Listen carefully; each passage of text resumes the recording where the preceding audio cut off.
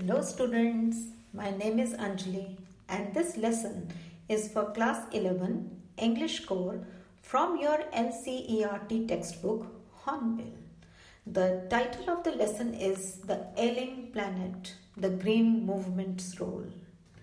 Dear young learners, the chapter The Ailing Planet is not a fiction but a very relevant, hotly contested and debated article written by Nani Palkiwala. This article was published in the Indian Express on 24th November 1994.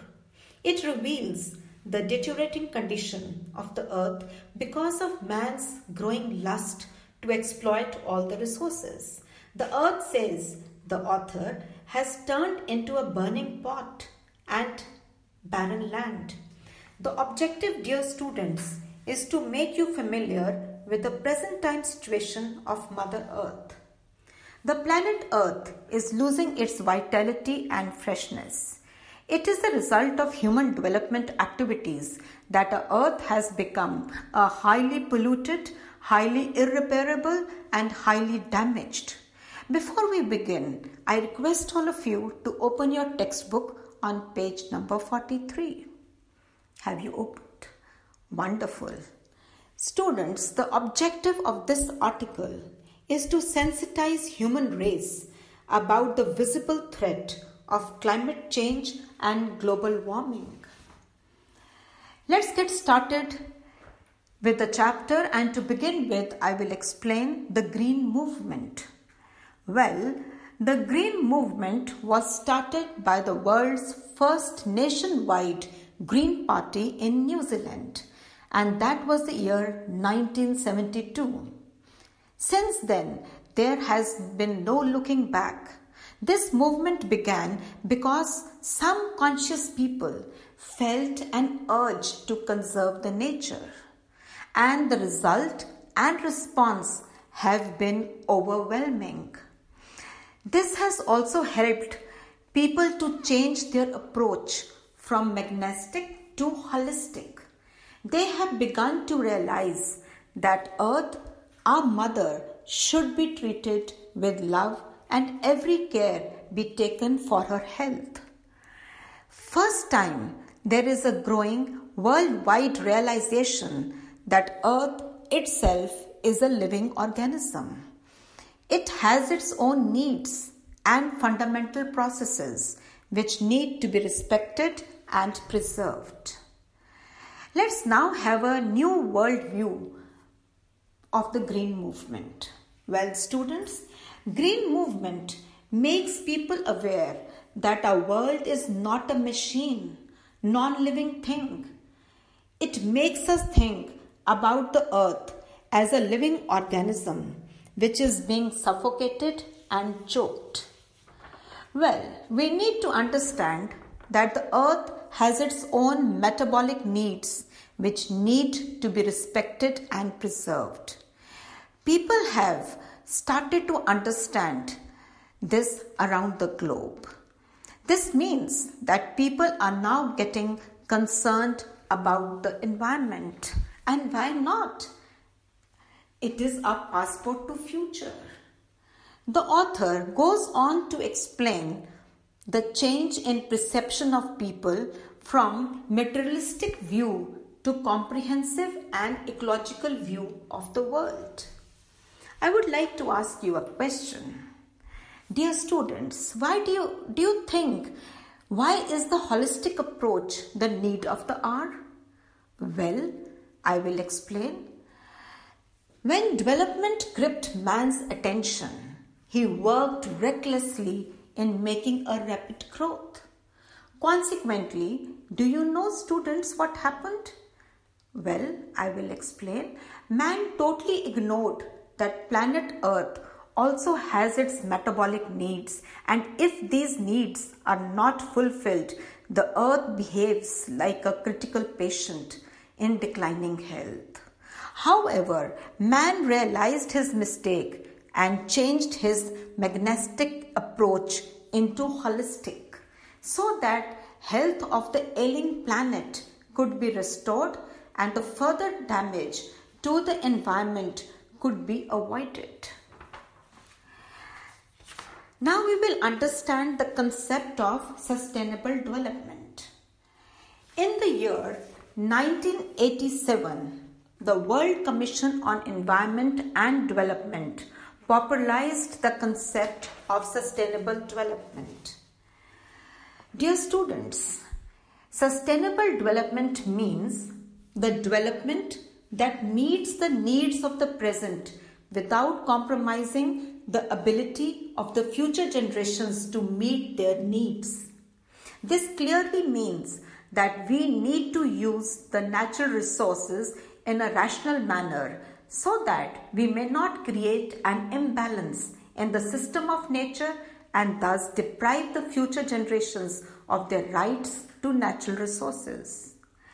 Now the perception is that we consider ourselves as partners and not as a dominant member of this planet.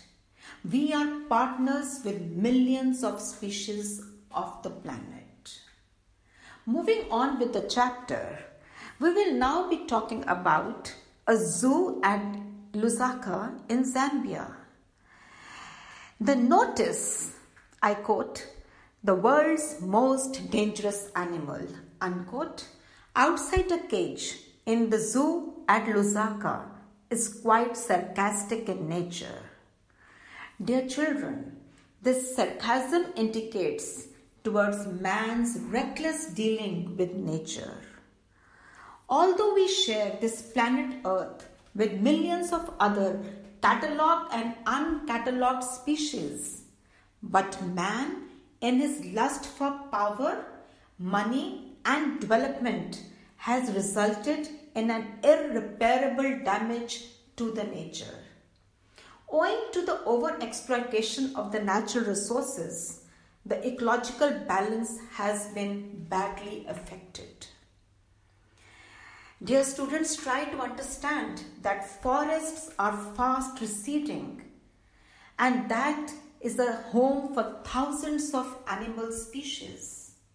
So they are becoming extinct or are on the verge of extinction. The notice also rightly points out that man is posing a great threat not only to the other species but to his own survival, because the day is not far when he will be responsible for his own extinction. Dear children, there are various organizations in different countries which are helping by creating awareness in man that he should not exploit the planet mindlessly. Man has realized the wisdom of shifting from a system based on domination to the one based on partnership. I would like to share with you that there are about 1.4 million living species that have been listed on the earth. The biologists think that there are about 3 to 100 million other living species that are still unknown. Well, students, now it is time to ponder over it. Let's first talk about Mr. Lester L.R. Brown, who in his popular book, The Global Economic Prospects, said that Earth has 4 principal biological systems: fisheries, forests, grasslands, and croplands.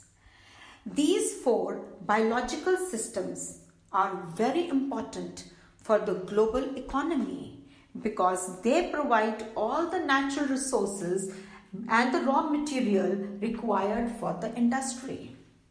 But these biological systems are being depleted due to excessive use. We have indulged in overfishing, primarily because fish is a great source of protein and the demand of protein is ever increasing. Our forests are depleting at an alarming rate.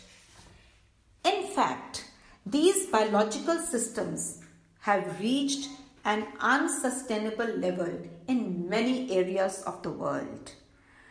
Production from croplands is decreasing and grasslands are turning into deserts. I think it is a rude shock to listen all this.